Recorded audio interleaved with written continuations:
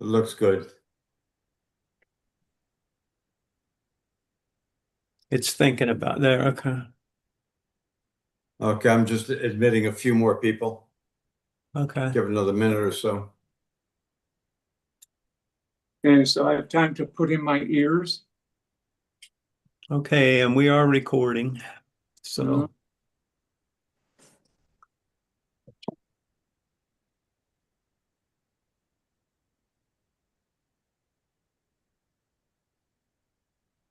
Nobody else asked to join the next minute or two, then I'll keep an eye on it. We are recording.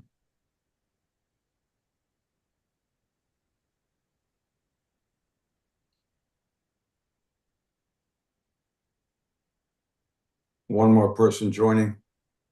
Mm-hmm.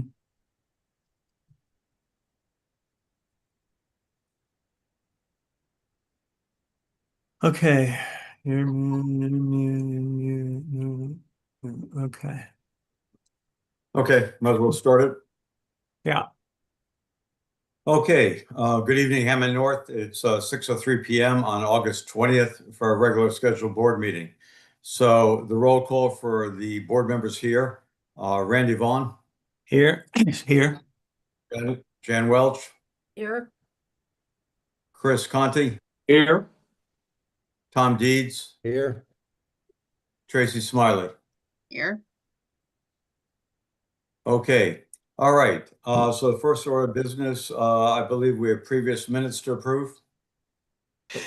Yes, I have two. I move that we approve the minutes of the July 30th special meeting of the board. Those were sent out a couple days ago. I second. Okay, thank you. Any discussion on that? Okay, all those in favor of those minutes?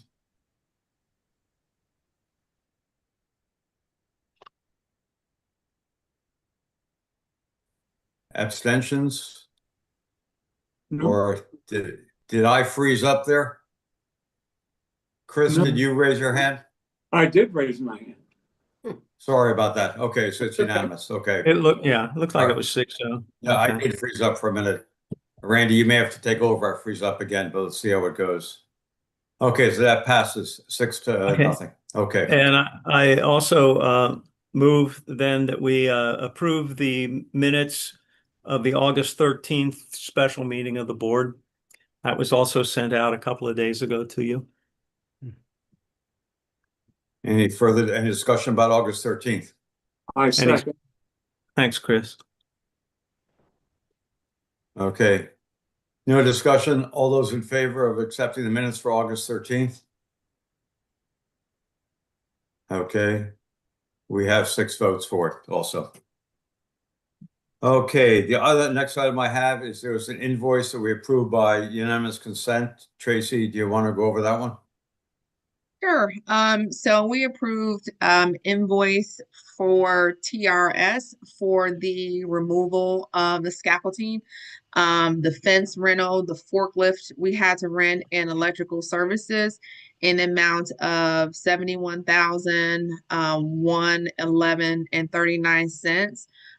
This is the last invoice that we will receive from TRS. Ooh. Well, that couldn't come soon enough, could it? Until next time. Yeah. Okay. Oh, Any hopefully there will be discussion no about next this? time. Any discussion on this bill? Okay, I should note this bill's a little bit higher than ones we had previously because it includes the taking down of the hoist and the electrical disconnection of the controls for the hoist. Okay, no other discussion. All those in favor of, well, actually, that's an announcement. We already voted by unanimous consent on that. Thank you. Okay, so the next item I have was a report on the committee to sell. That Jan Welch. Are we done with the treasurer's report? Well, actually, I'm going from a hand copy. I'm sorry. Oh, Yeah, we should do treasurer's report. Sorry about that. That's all right. I just sent an email out about it. So from a treasury report perspective, for the month of July, our operating account had a ending balance of 1,100 and I'm sorry, $111,000. The reserve account in July has $8.344 million. Total assets totaling $9.4 million. And then we did have a prepays of $56,000. As of the end of July, our delinquencies was approximately $598,000. So that was approximately $70,000 growth from 2 previous months ago. So it is continuing to rise. Any other questions for Tracy? Tracy, how many people are included in that delinquency report? I can get you that number here shortly. It is about 42 owners. Hmm. And that is owners that are past due 30 days or more. And what was it last month? Let me pull last month.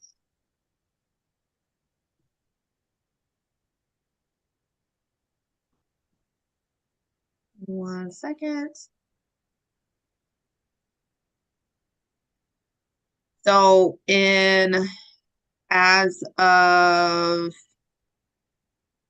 the last report I have was as of May 14th, it was approximately 524,000, and now it is 598,000. Okay, thank you. Yep. I'm going in and out and freezing sometimes, so Randy, can you take over the chair of the meeting just in case I freeze again? Okay. All right. Should we move to committee reports then? Sure.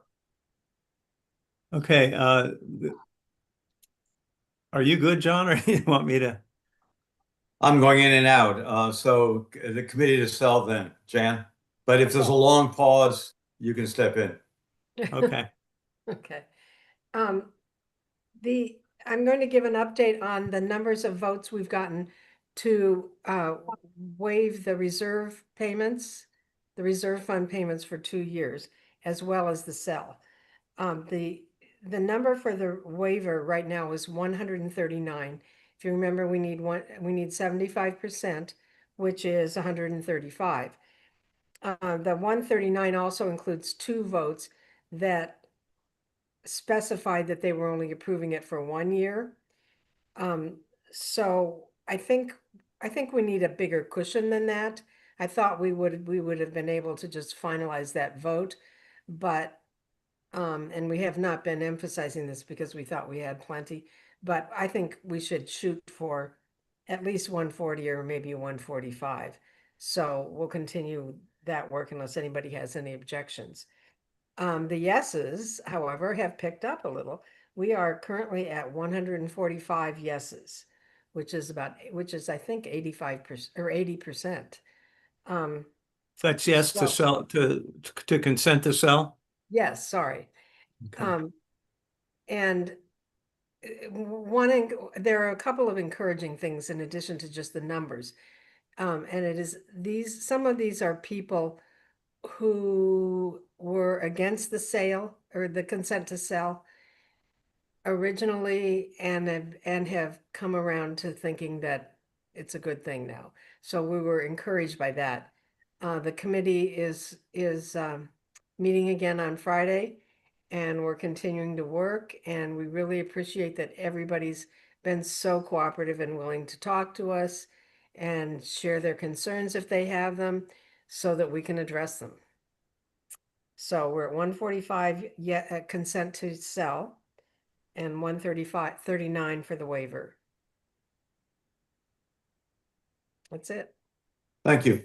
Any questions on that for Jan? Jan, do you know how many unit owners we were not able to contact or their POAs or trustees? I don't have that handy. There's a list I Okay. sent out not long Okay. ago that specifies that. Okay. And we're, as this goes on, we're putting the microscope on that and we're able to locate people that we hadn't been able to. Chris, for example, just contacted somebody that said they'd be happy to vote for it. And um, and we, this is somebody who has moved away. So I think we're whittling that list down. On the committee, we'll go over that number on Friday. And then Any John, other John, at some point, I'd like to go through this document. I did not see it on the agenda. But I'd like to share this with the owners. Right. The document on the units and distributions? Yes. Okay. Well, actually, if I consider that part of the treasurer's report, so if any more questions for Jan? Okay. I'd say that once you go ahead, Tracy, and proceed with that. Okay. I'm going to share my screen.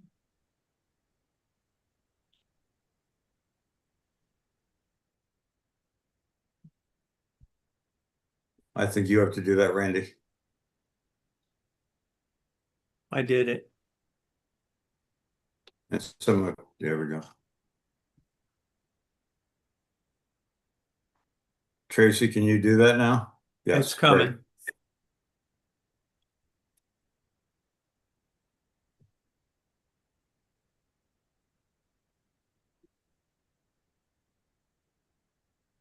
Oh, it didn't come over. 1 second.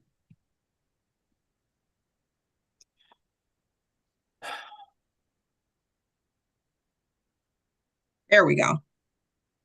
Can everyone see an Excel document? I see it. Okay, perfect. I can blow it up a little bit too.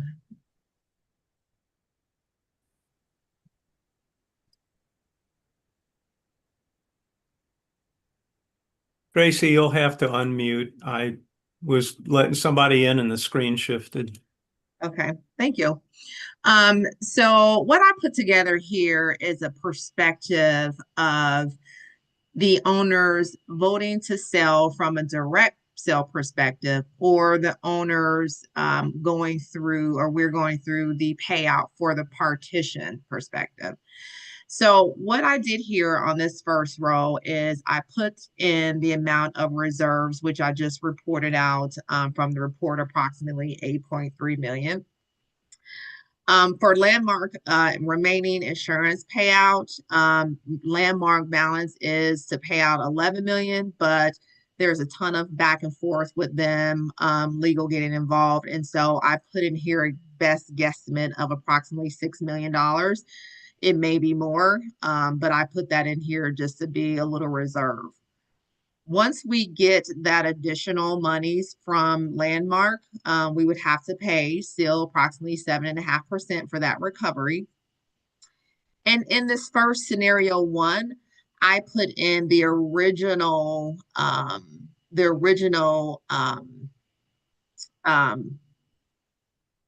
conversation that we had with the purchase of the building, which was approximately $12 million. I believe that Mike Stacy brought up for his original purchase plan. We also know from a commission's perspective that cost would be about 2.25%, which we mentioned in the last board meeting. And then there will be additional closing costs to sell the building.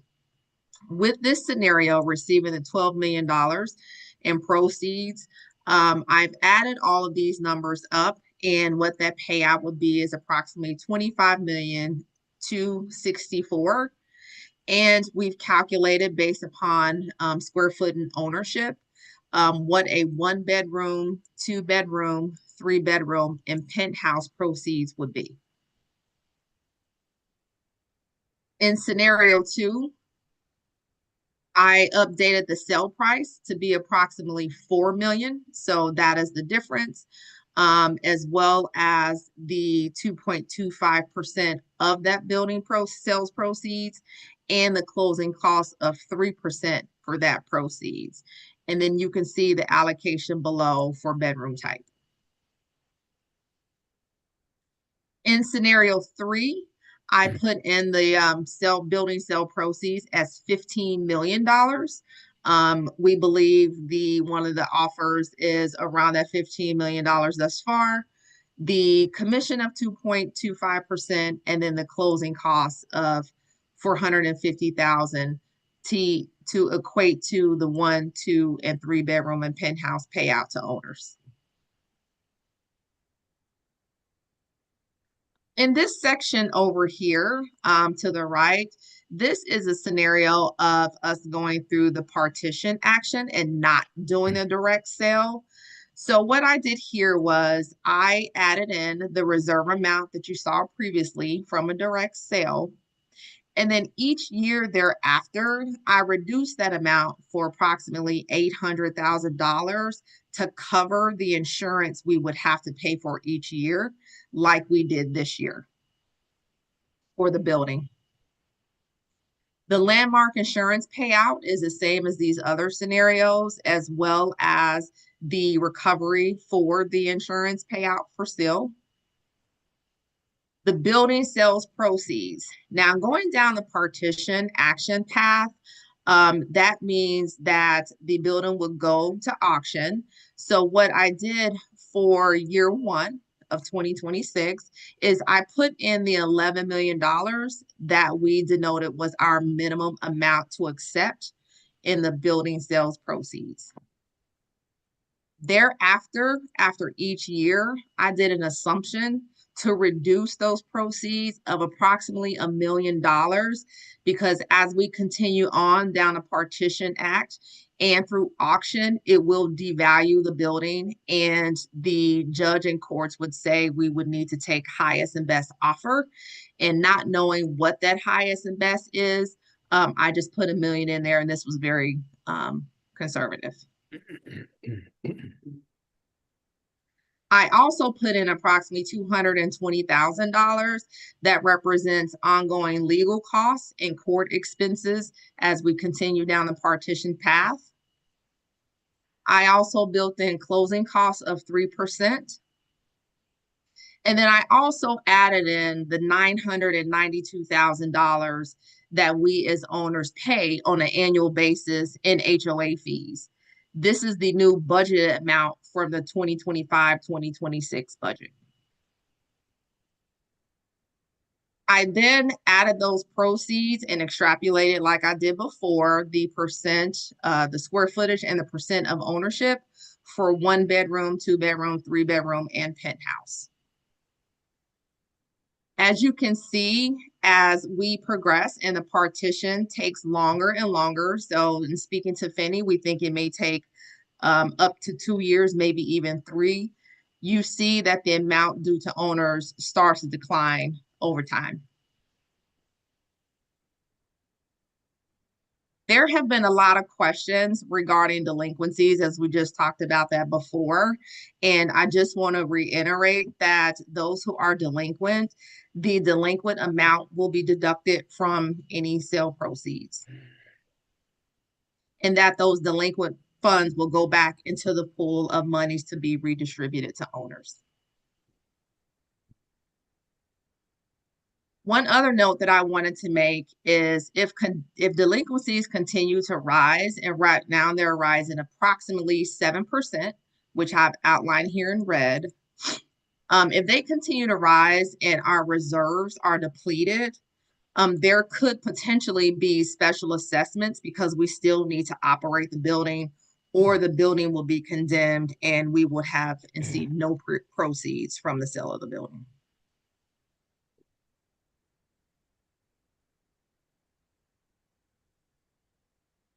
I know there may be a ton of questions with this document. We will put a copy of this out on the site, and please reach out if you have any questions, but I at least want to share this to reflect our determination to do a direct sale and how this is financially going to impact every owner. We have went down both paths, as you guys know, direct sale or and the partition path. But as we continue to move on, our reserves will continue to be depleted. This partition action assumes no major issues to the building during this time. And so as you know, things move on and we continue to wait for that payout, it reduces that payout even more across years 1, 2, and 3. Thanks, Tracy. I'm going to skip over some questions that aren't directly related on this spreadsheet, which I'm sure there'll be plenty. And one was, don't we have to pay Finney for their work on the partition if we don't go that route in a few months? At this point, we are basically going both routes. We're trying to get the 100% direct sale, and we're pursuing the partition cost. And that route that may happen, even though it's probably more expensive. Without going through the commentary, Tracy, what about a commissioner's fee? Should that be factored in on this sheet? Yes, so under the court expense component, I factored that in. Okay. And other questions about the legal costs, billable hours, settlement. Basically, it's hard to estimate. They vary a whole lot. I know that for the petition for filing it, there was a long document that all the owners got. We edited extensively for filing it. So that is a high month, but on the other hand, the months before that was very low. It goes up and down. It is a guess estimate, and we hope it works. Hopefully I'm not frozen now. Let me see the other questions. Somebody asked about a distinction between the 2-bedroom units. This is just an average. And this is the 2-bedroom units, averaging them all together, even though I believe the 3 and the 9 units are different than the 3 and the 7 from the 1 and the 9. And it's averaging them all together. This is not the actual payout for any particular unit. It's we've double checked it, and this is the average of 1, 2, and 3 bedrooms. Our bylaws, that goes back to we'll talk. I think we should go back to the report, the votes, and we could talk more about that. And I think that's it for the questions right now. And I will forward to Tracy the numbers that I had for the commissioner's fee from Carolyn Ford. Do you want me to talk about the So votes now, John? Oh, go ahead. Let's just go through So- the spread first and Yeah. this presentation. I'm sorry. So were you answering all the questions, John? Well, I had a brief answer. Please feel free to comment on them. So I see the question here about the commissioner fee. So the commission fee proposal was in the document. I can share this document again if everyone wants to see it, but we will send it out. The commission fee is approximately 2.25%. For the partition, I've also included the court costs, expenses over time for the partition side. And then I also just estimated the legal costs. So it's not concrete. This was just the best guess of what I think it will cost based upon some run rates that we saw going into last year.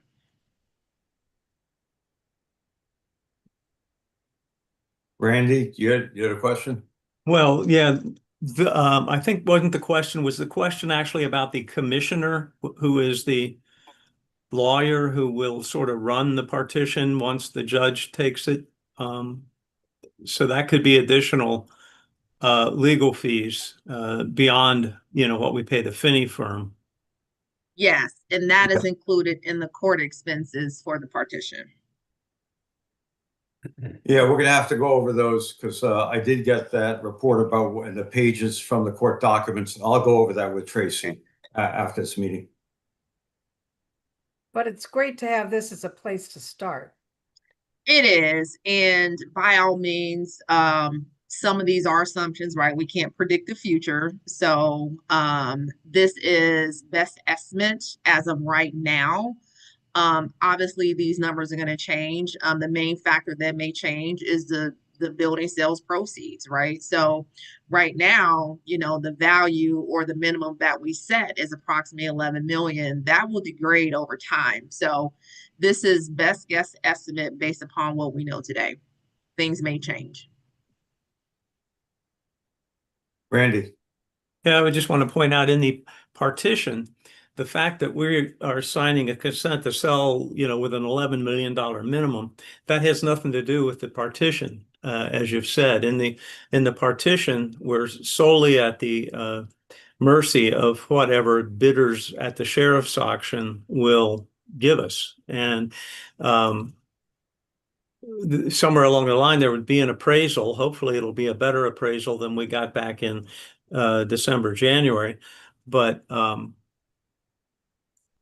think the bidding in the sheriff's auction has to start at 2/3 of the appraised value.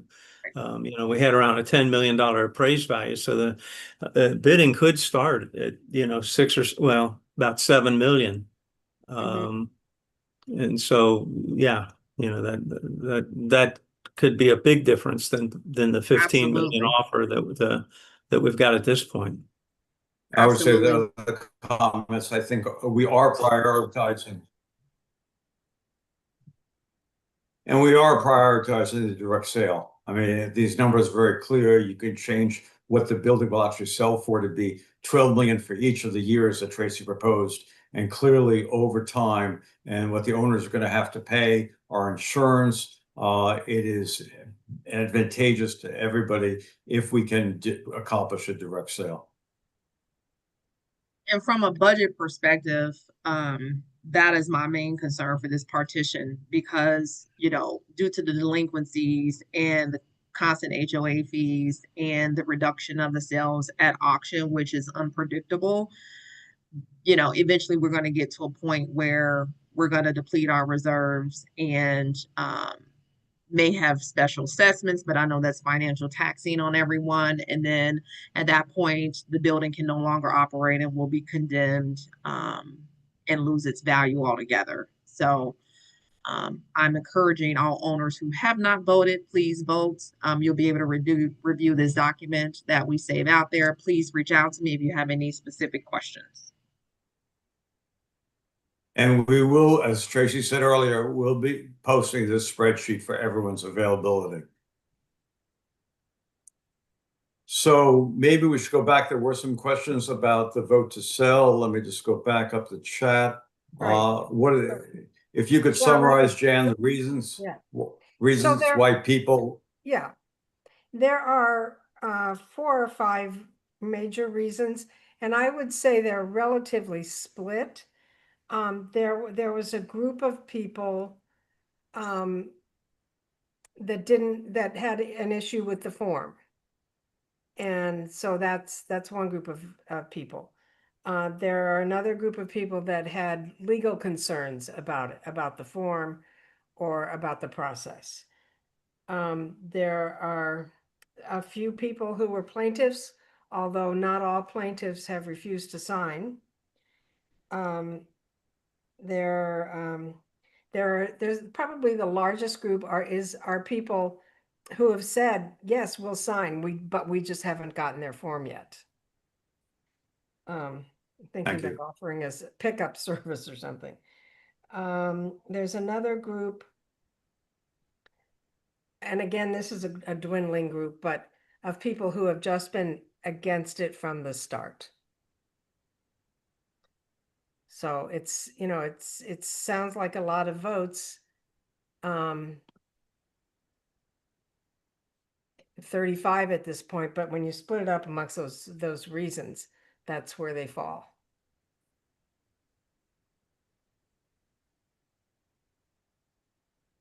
And to Jan's point, we would really like to have a sit down and understand the reasons behind the concerns, to be able to discuss that and encourage, you know, that those concerns will be met and that we will continue to receive more votes. Right, thank you.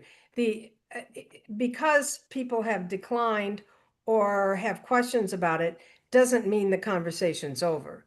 we're still talking to people and trying to address those concerns.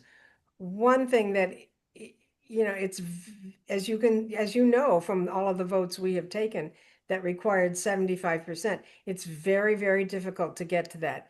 So it would be hard to change the form because it would mean starting over with the signatures. So there are also two or three, maybe four people who have said, we're going to vote for it, but we're going to wait until later in the process because they're still dealing with their insurance or something like that. So I'm optimistic, but we still have a ways to go. Thanks, And Jan. in the past, there have been people who've contacted me after the board meeting. And if you have any questions or there's anything you want to do, please feel free. We're all ears. There's another chat question, which is the difficult question about why can't we rewrite our bar laws to adjust it to 75% for direct sale? And the Ohio condo law does allow that. The legal advice we've had, and we've raised it with them a number of times, is that in this situation, where we've already voted 75% not to rebuild, we already had 75% of the owners agree to the petition action and file a form for that. We've had 75% of the people, 80% now, who signed the consent to sell. At this point, if we were to do that, I think that there's a high likelihood the people who have not signed the form would probably object to that. And the lawyers at this point say that that would be a difficult case to win. So I think we have to go for the 100%. It's difficult, but one by one, we're getting them. We have two offers. If we sell, that's the end of the condo fees. It's a distribution of money as long as we can settle lawsuits. And the board feels that's the best route to go at this point.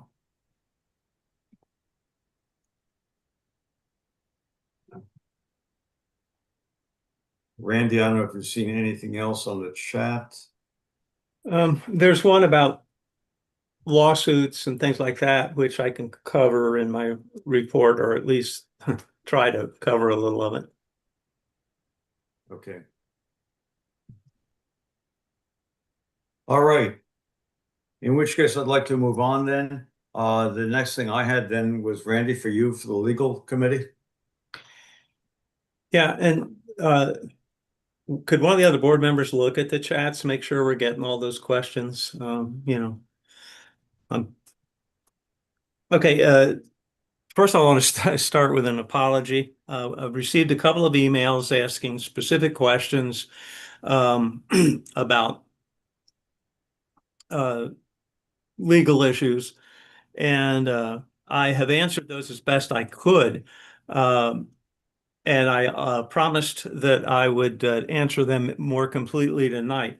Problem is, I'm still waiting on a reply from our lawyer, Ian Mitchell, who is handling the Porter and the Croskery lawsuits.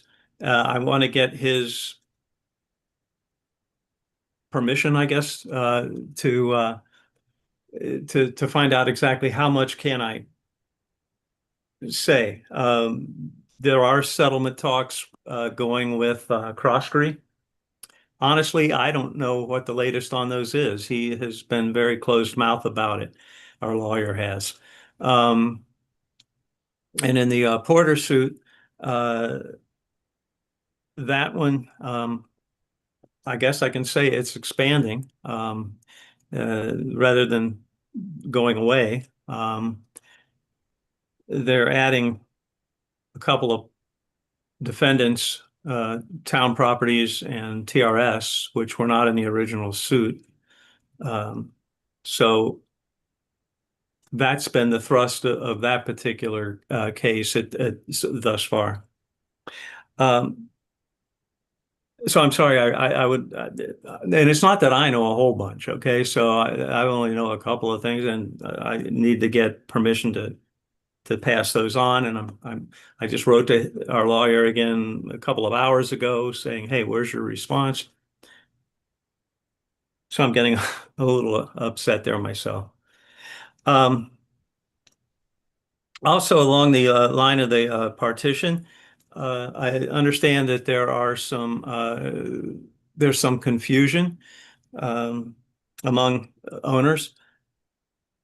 I understand that there's been a really thick packet that was sent to all the people who are plaintiffs in the lawsuit or in the partition action.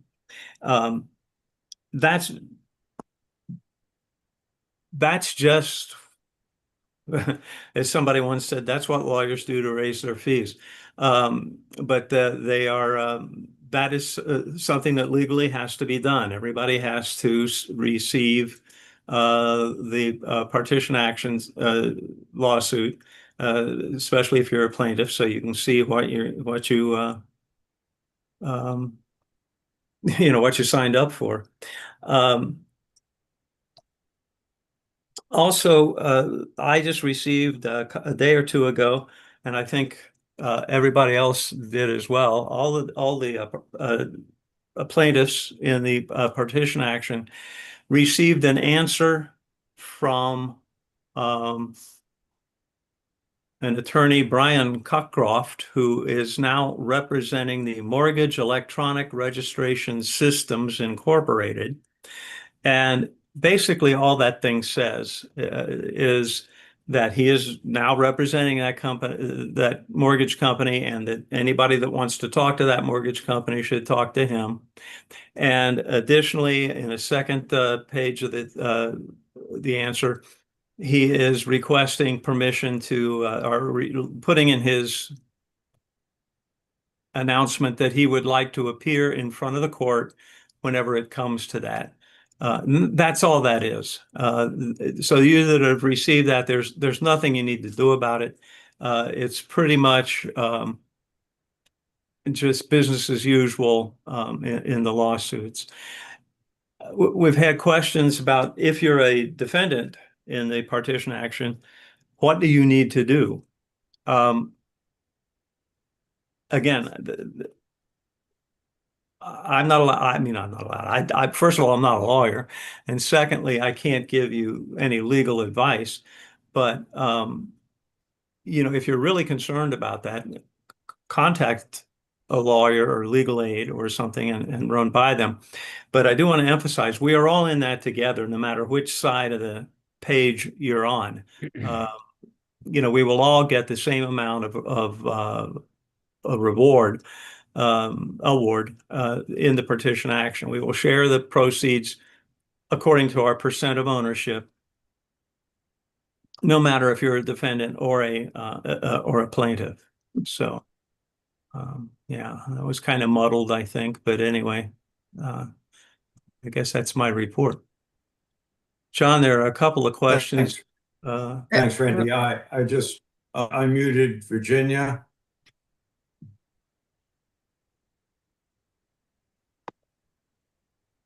Hey, Virginia. There you go. John, you mentioned that on the issue of the idea of a combination 75% and 80% strategy, if people are remembering what that conversation was about 5 minutes ago, that the board just didn't agree to do that. I'm concerned when I hear that because it sounds like either the board has discussed this and decided against it, which is not really appropriate for an executive session because we haven't seen that vote. Wouldn't it be better to, and you may speculate or you may have had private conversations with one another, but I think that the ownership would really like to see who is where on this issue because it's a very practical solution. And a lot of us would like to see who is really with that strategy and who is really not. Well, there was no vote as far as I know. This is mainly based upon me and Randy talking to Isaac. I think maybe other board members also talked to the legal discussion at various times, but it's mainly been this consistent legal advice that it is not the preferable route to go. I don't think there's any dissension among the board members. I think we all sort of feel that's not the route to go. So I think and let me just clear it up. Talk about condo law. Some people think that Ohio law says you can do it 80%. If it says that, please send it to us. What I understand from reading the condo law is it says that it's 100% unless the declarations say it can be at a lower percent. I don't believe it spells out the lower percent. But if it does,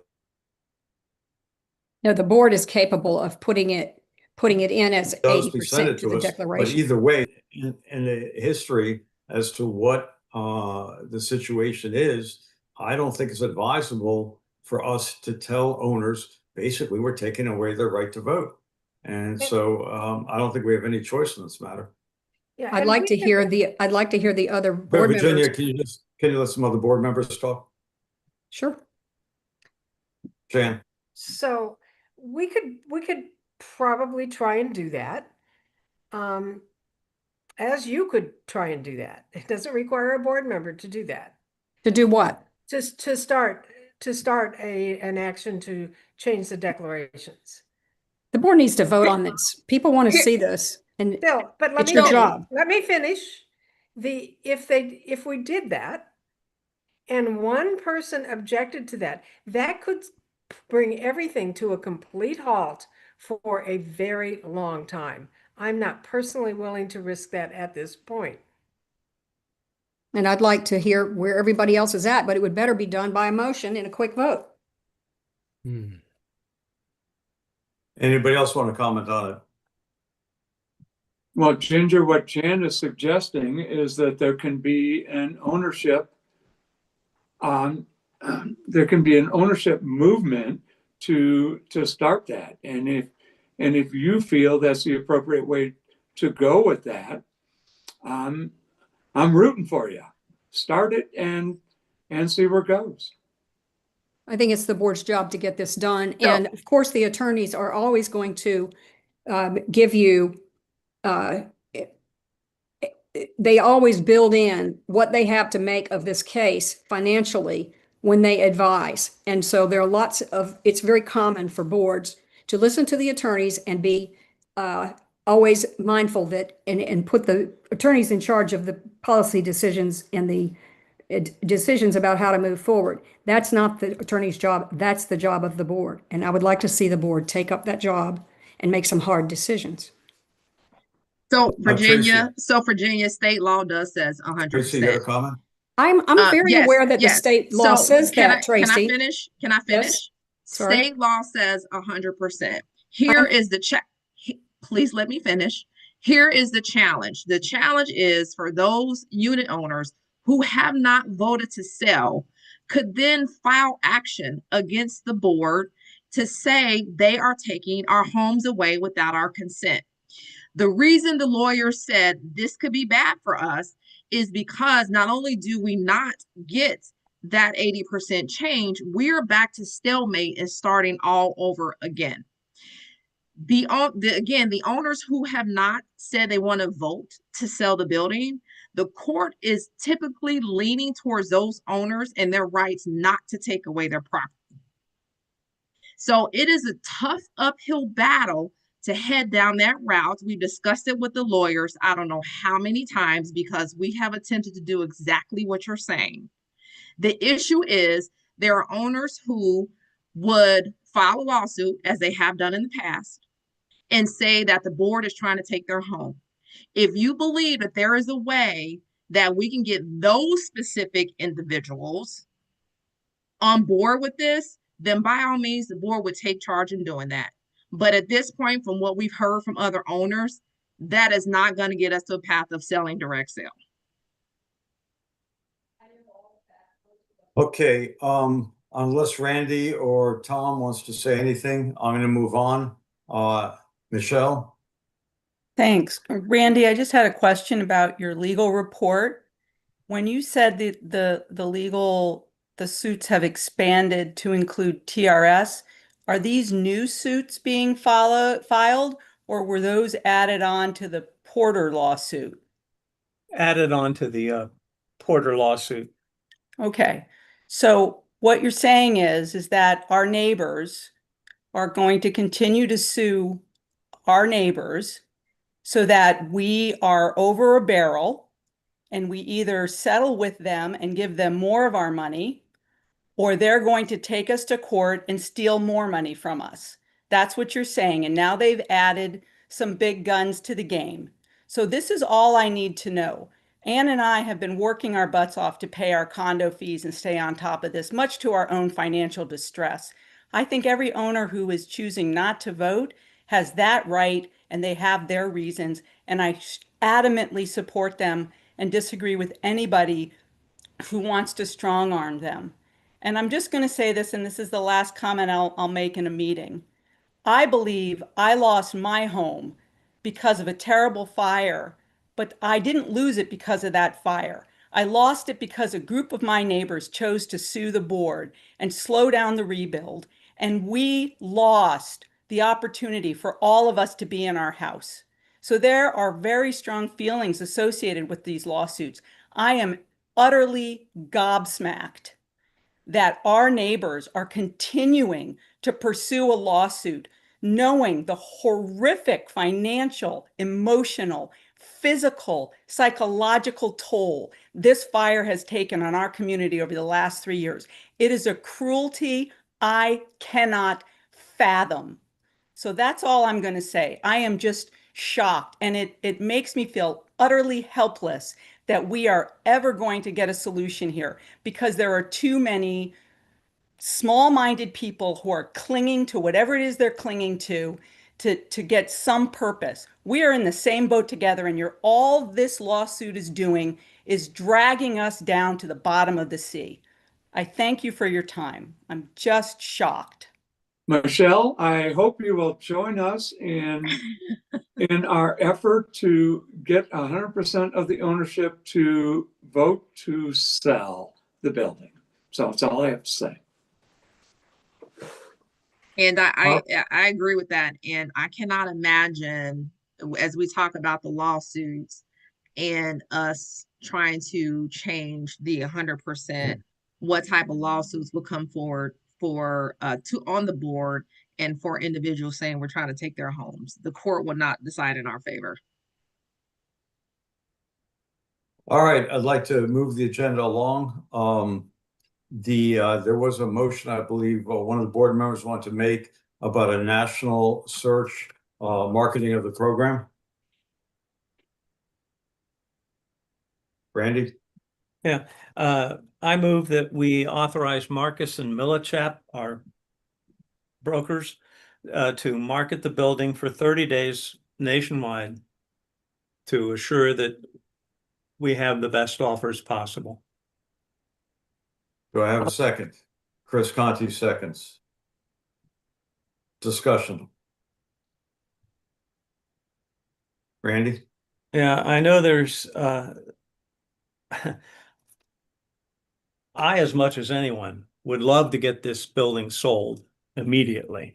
But we have had a conversation that two things. We've had comments that we don't know that we're getting the best offer. And so we think this would solve that issue, that at least we can say, okay, we broadcast this across the whole country.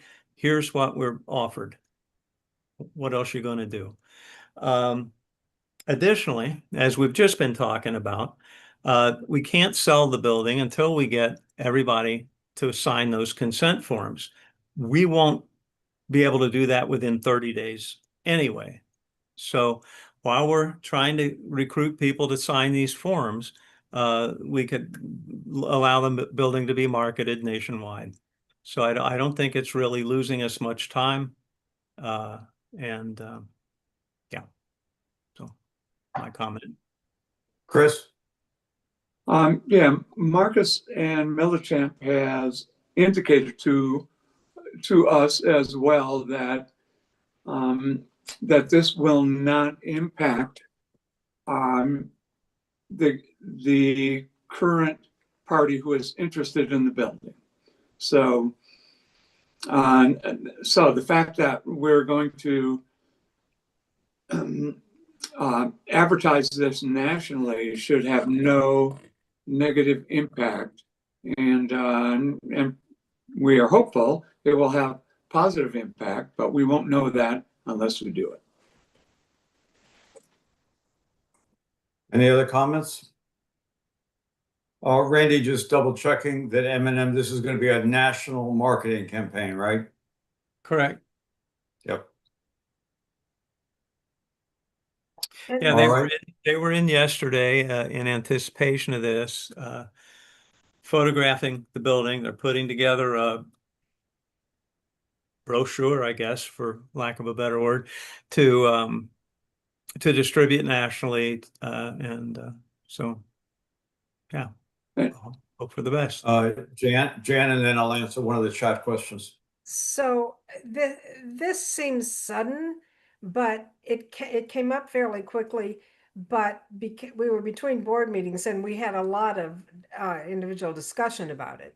So we have managed to discuss it a fair amount, not at formal meetings, but so it's not just something we're doing on a whim. Let me just add, there's a question here about what is the charge for this? There is no charge for the national marketing effort. The charge is only for when we sell the building, sign a contract, and it closes. There is a charge by the realtor at that point. Tom? Yeah. So Randy, when would this international marketing date start if we agree to proceed with this with M&M? Next week, it would start. It would end 30 days from then, which is what, toward the the third week of September, Before something October. like that. Okay. Yeah, the procedure is that they would not take any bids for a while. And again, I'm not sure the time frame. And then they would put out a call for bids. Okay, we're accepting bids on this day. And they would see what they come up with. And if they come up with several bids that are pretty good, they would go back to those bidders and tell them, okay, you've made the cut. We're going to give you 5 days. You're in this with 3, 4, 5 other bidders. We'll give you 5 days, talk it over, and come back with your absolute best bid. And then at that point, we will evaluate what we've got and go from there. Let me just add that then, and Tim will call on you, which is, I believe, in general, they talk about a month, but actually the contract, it ends, I believe, October 7th or 9th, around then. Yes, and their comment on that when we asked them was, if negotiations are still going on, they wanted a little extra time to facilitate those if we're still working with a particular buyer over certain details of the offer.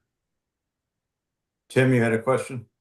Yeah, basically, that was going to be my question, because I knew that October 7th date was out there. I just wanted to make sure that everybody understood that it's not really maybe the 3rd or 4th week of September. It drags over into the 1st week of October because of some marketing issues.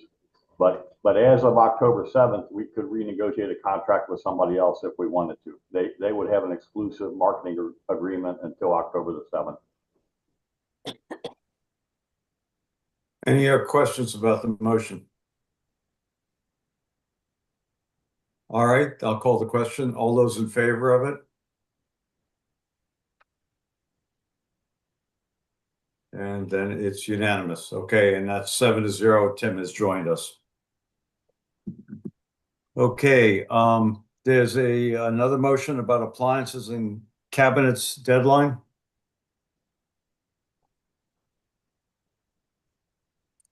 Was that you, Randy? I guess I'll do this. Yeah. I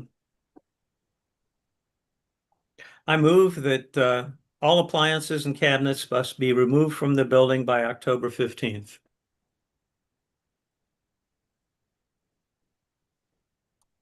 Tim, you second it? Okay. And if I can Discussion. speak to that, Sure. I would prefer to make this motion say September 30th. And the reason is what I was just talking about.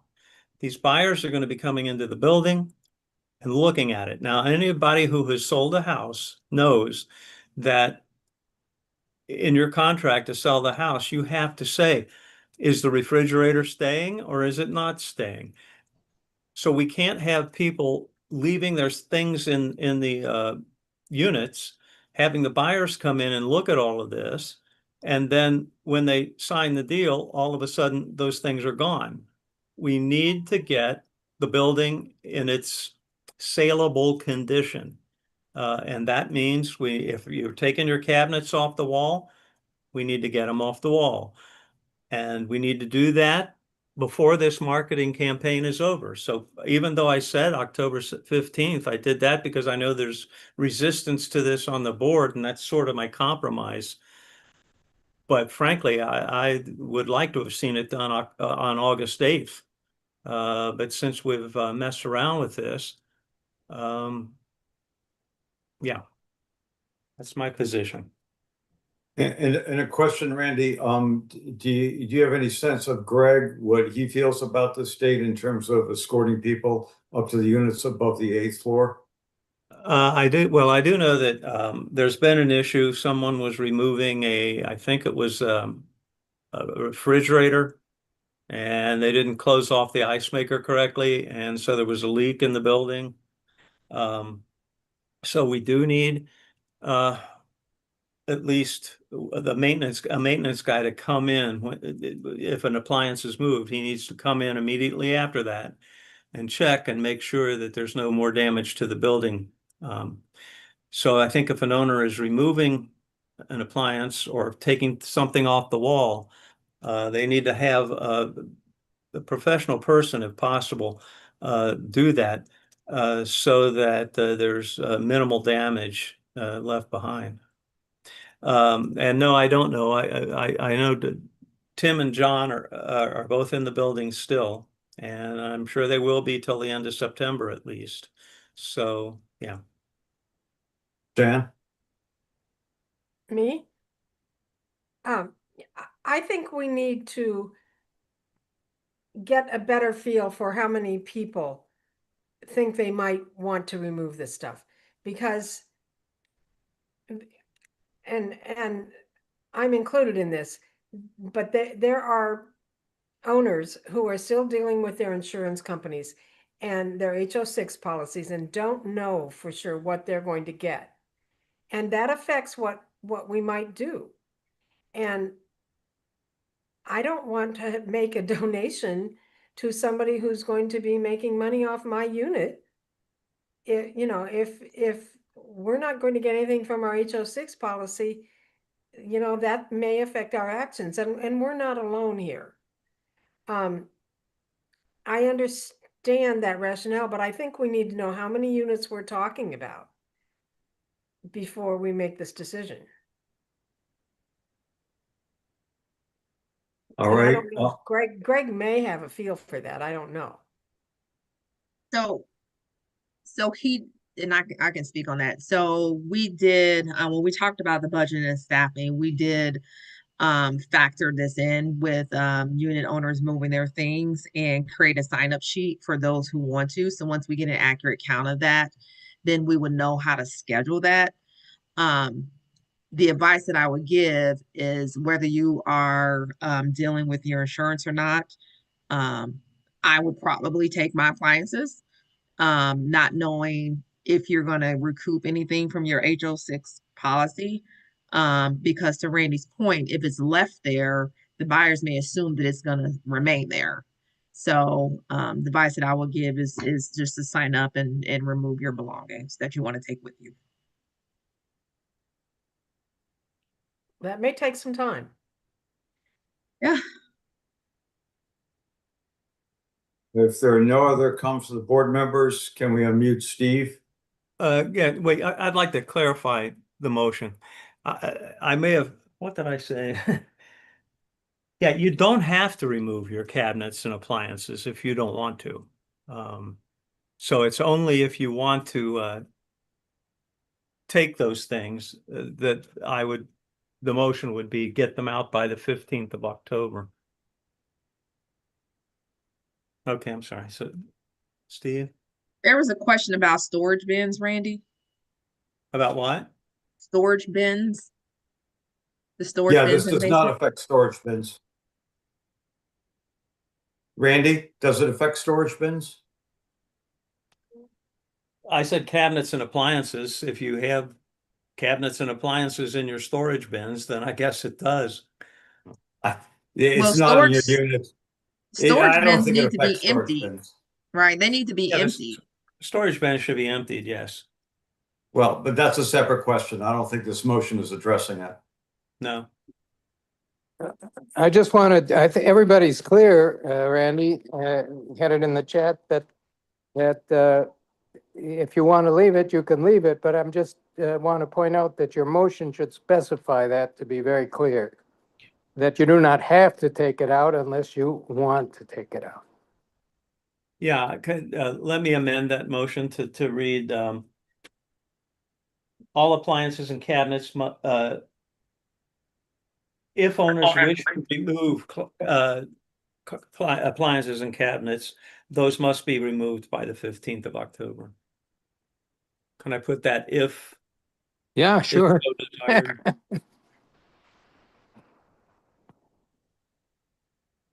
Thanks, Steve. Marta? Hi, actually, it's Tom Lehman here. I think many of us would like to get our appliances out of there, but don't have any place to move them yet. And it's going to be quite a big expense to get them moved. You're going to have to hire a mover. You're going to have strong people who are moving refrigerators and appliances. And I don't know if you've been into your unit since all of this has happened, but we actually went up to ours recently. They have wrapped those appliances in such a way, they must have spent a fortune. I mean, I don't know, everyone has probably had to buy, bubble wrap and padding and plastic and all of that when we moved the first time. But these things have been wrapped to the point of absurdity. They're sitting in the middle of the room. Each item has been wrapped in a thick pad, which is then wrapped in plastic, which is then also covered on a pallet with a very heavy, thick plastic. They had to have spent a fortune to do this with the time and materials to do it. And it would be a huge burden for us to have to get them out of there that quickly, because then we're going to have to rent a storage space to put them in until we have a new location to move them to. We really need to have, the end of the year, because you don't have a buyer. With this marketing campaign, he's going to get in there within 30 days, and they don't have the full group of people 100% saying they'll even sell the building. And I don't think any buyer expects to keep those refrigerators when there's not anything in those units except bare walls, cabinets ripped out. It's ridiculous to think that they're going to expect to keep a refrigerator that's packed so deeply in a plastic pallet wrapping that they can't even see them. So it's kind of a ridiculous notion. Thank you. In all due respect, this proposal gives you at least 7 weeks. How much time do you need? If you, I'll unmute you. How much time do I need? You're asking? Yes. Well, I need enough time until I have a new place to live, and we're working on that. But that doesn't happen overnight either.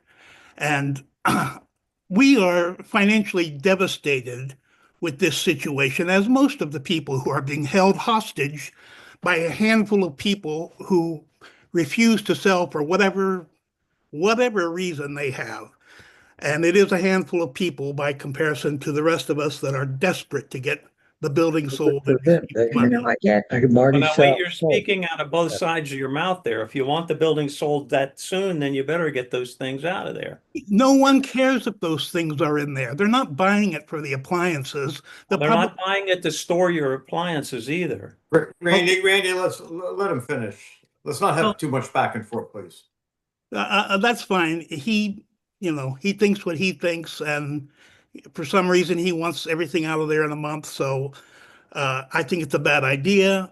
I personally need more time, and I think a lot of us probably need more time. Okay, Marion? Yes, can you hear me? Yes. Okay. It would be very helpful if we had a checklist of how the apartment needs to be left. Water on, water off, electric on, electric off, shades open, shades closed, appliances in or out. Right now, I understand that we don't have to remove appliances or cabinets, but some of those other items would be very helpful in respect to keeping the apartment at the best condition to avoid further problems. Yeah, I would just say that I don't think the unit owners have control over the water. We've been discussing of cutting off the water for different stacks in order to avoid freezing of the pipes in winter and to also reduce the chance of condensation and mold damage there. Electricity, I think people in general, Greg has said he wants that left on, and that he will reimburse people for whatever residual costs that are on your electrical bill. So we're mainly dealing here with the appliances and cabinets. That's the purpose of the motion. Let me just make a comment that given that we passed the motion of the national marketing search, it sort of makes sense to me that we postpone this a little bit longer. It is true that everybody should know that when you sign the contract, some contracts do say that the prospective new owner has possession of the building as is at the time that that's signed. So that sort of motivates everyone to say, although it's difficult to find a place to remove appliances and cabinets if you want them. At the same time, given the 30 days is or October 7th, it really is very little time after that. I'm wondering if Randy and Tim would be willing to make to extend that 1 month. I know in general, when we pass a motion about people's personal possessions being out, we want to give people 2 months. And I think 2 months is longer than the deadline by a week than what we have now. But I think it makes sense to make that more like November 15th. I don't know if Randy and Tim, if you're agreeable to that. I agree with Randy that we need to conform to I think we need to conform closely to the sales agreement that we're doing with Marcus and Millichap, and I think the 15th is plenty of time. It's like 55 days. Okay. All right, Jan? I'm probably going to vote no on October 15th. I think I understand the point. However, it's also going to be costly to store these things. With people have to figure out where they're going to store them because they don't have an immediate use for them. It's kind of a big deal, but I understand the urgency at the same time. So, and I could live with like October 30th maybe, but anyway. Chris? And I'm thinking more in the way of November 30th. So that's where I am. I'm going to vote against it. So it's my thought.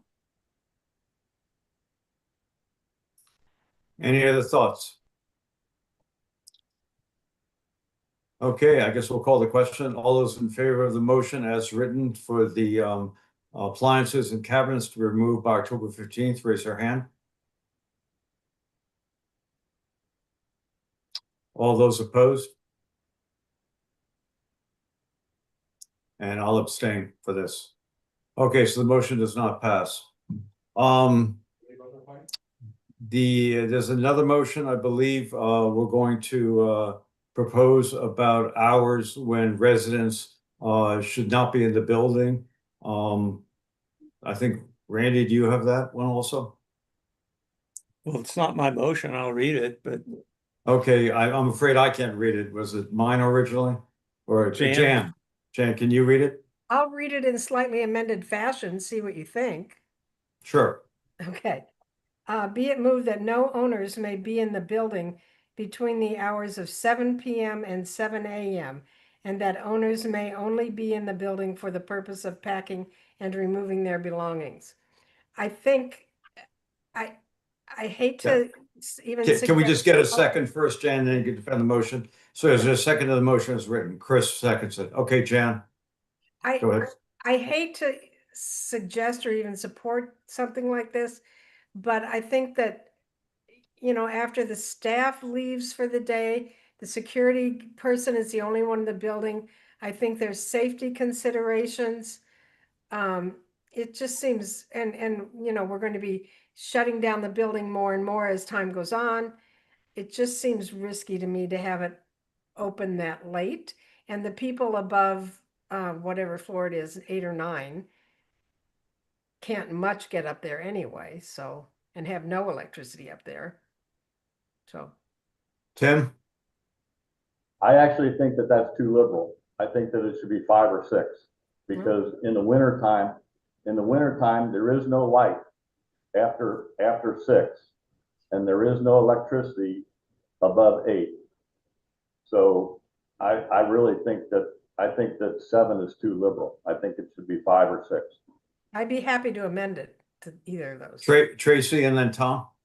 I was gonna go in the other direction to maybe say 7 or 9. The reason I say that is because owners are still coming in to pay their fees.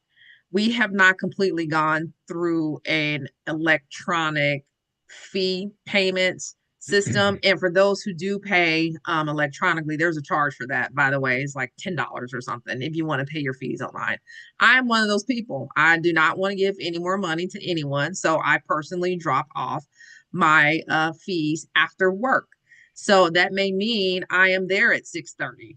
So I think that's being a little too stringent to say 5 o'clock or even 7. I think I would be willing to do 9 o'clock. So I mean, that's my personal preference. People are still bringing in their fees. Tom and Yep. then Tim? I mostly agree with Tim on those upper floors that have no electric. You know, I don't think anyone should be up there after sunset. The lower floors that have electric, you might be okay coming in, you know, a little later, but but you need to have people in the building, like the security guard. Tim? Sorry. I would say we could make an exception and say you could come into the lobby or into the mailroom until 7. But Yeah. you cannot use the elevators after 5. Chris? How are you going to get from the lobby down to the mailroom? Well, okay, you can't go to the upper floors. I'm sorry. Sorry. You can't go to the upper floors. If you want to go to the lobby or if you want to go to the mailroom, you can do that until, I don't care, 6 or 7. But after 5, you can't go to any upper floors. And to finish my thought, right now it doesn't get dark until 8 o'clock or so.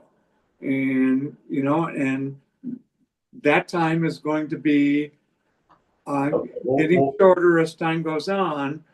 If, you know, but no one is going to be going up to their unit when it's dark.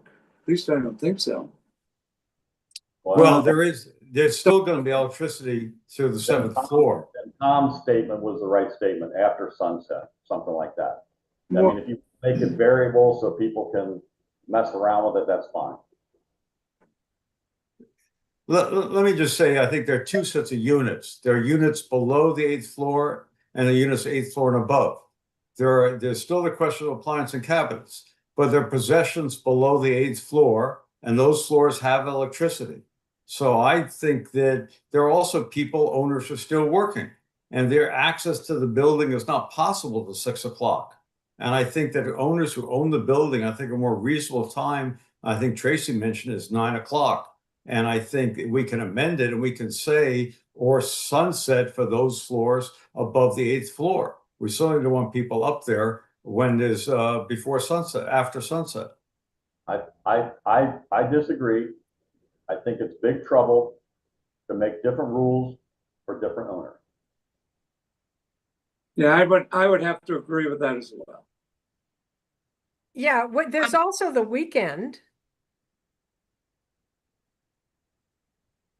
Or could we just, have the rule apply to everyone, like whether it's 7 or 9, just say no one is allowed in the building after 7 And or that was 9, regardless of the floors. Because eventually what's going to happen is, as we continue to scale back maintenance and security, like we discussed, we're going to consider, and I think we've talked about this before, of locking down GT and locking down the lower level anyhow because of the foot traffic. If we have less security and less maintenance, we do not want to run the risk of anything being damaged. We don't want a risk of any issues, anyone getting hurt because there's no one on staff.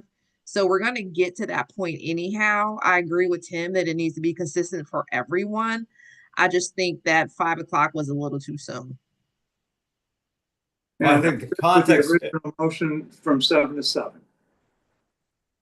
yeah, I just think that we've had rules that have not been uniform based upon the concrete situation of the building. We said that people had to be escorted if they went to the units on the 9th floor and above because of construction and what was going on there, and because electricity was turned off. We did not have that limit where people were living for the last couple of months on 7th floor and above. It's based on a uniform rule, given the concrete situation of what happens and what the condition is on each floor. I also think that we got to take into account that we told people they have to remove all their possessions by the end of September. And now we're going to impose a further problem for those owners who are working during the day, that they're going to have basically an hour, since if they get to work at 5, to try to get their possessions out. There's the weekend. That's the problem with voting down the last amendment. That's exactly the problem of voting down the last amendment. We have people who want to let people come in here until the end of October, even until the end of November. Guess what? It's dark at 5:30. It's not dark. Well, I said my In case. November it is. Well, Well, and there are we will saying be for people who want to get their possessions out, there will be maintenance escorting to go get their possessions. So I don't think that saying that we can't limit the time frame impedes on people getting their things out. I just think it needs to be uniform.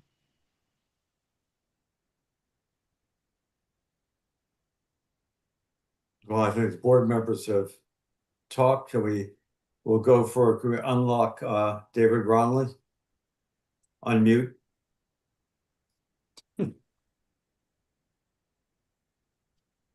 Yes. Why can't people mail their rent check in, HOA check? People have done that for years. I don't like this, keep extending everything. This building is more costly when it's open. There are all kinds of ways that people can get over there. That's what I feel. Any other comments from anybody? Okay, I'll call the question then for the motion as written. Do you want to, Jan, you want to read the motion again? Be it moved that all appliance, no. Be it No. moved, sorry, be it moved that no owners may be in the building between the hours of 7 PM. That's what I said, right? The first time? Yeah. Yes. Yeah, okay. Between the hours of 7 PM and 7 AM, and that owners may only be in the building for the purpose of packing and removing their belongings or conducting other business. All I right. added All those in favor, raise their hand. All those opposed? The motion passes. Oh, wait, I think, Tom, you voted for No, I voted against it. it? Okay, it passes 4-3. Okay. I think we had a question of the Blue Book harassment language. Randy, you wrote that up a lot, and I think we already voted on that. So can you just review the situation? Yeah, well, okay, it was sent out as an email attachment. a month ago. And it's been posted on the bulletin board. It's about all we can do anymore to get out messages like that. Do I, well, Yeah, I mean, I I'm don't ready. think you have to go into a lot of detail, but Okay. It's basically a harassment policy. Neither any owner or the association shall engage in harassment of other owners, guests, building staff, contractors, on Hammond North property or in any gathering sanctioned by Hammond North. And then there's a description of what is meant by harassment. The other half of that is that in the section 14.3 of the Blue Book, under enforcement of violations, it lays out for the first notice of a violation, the owner is provided with a copy of fees, potential legal actions, and just basically warned what the violation was. In the second and third notice, the second notice, we've prescribed a fine of $125 for the same violation by the same person. And the third notice would go to $250. A fourth notice would be $500 plus legal expenses. Yeah. So all right, that's thanks what it is. Yeah. and it was approved at the meeting in July, I believe the 16th of July. So it's been Right. 30 days, which is a requirement of the Blue Book revisions, and it's been completed. So we'll consider that a final change, and those changes are posted on the Hammond North website if people want to examine them. Oh, okay. All right, so the next announcement, we said it before, is that we will have an owners meeting on September the 3rd. Per the bylaws, people should send in suggestions, agenda items, and the board will discuss them and come up with an agenda. And I don't know if there are any questions about the owners meeting on September 3rd. We have to finalize the location. Yeah, we are finding this location. I don't think we want to be sure that it's a place that can have Wi-Fi and Zoom capabilities because people can't make it, and we can record the meeting for those who can't observe that night. Marion, I'm going to unmute you. I'm not sure if you had an old question or you have a new question. It's an old question, sorry. Okay, thanks. And David Brownlee has a hand up as, or No, maybe. yeah, that's Marion. Oh, okay. All right, I think that's the agenda that we have for tonight, and we're going to adjourn for executive session to discuss legal advice. Thank you very much. Thank you.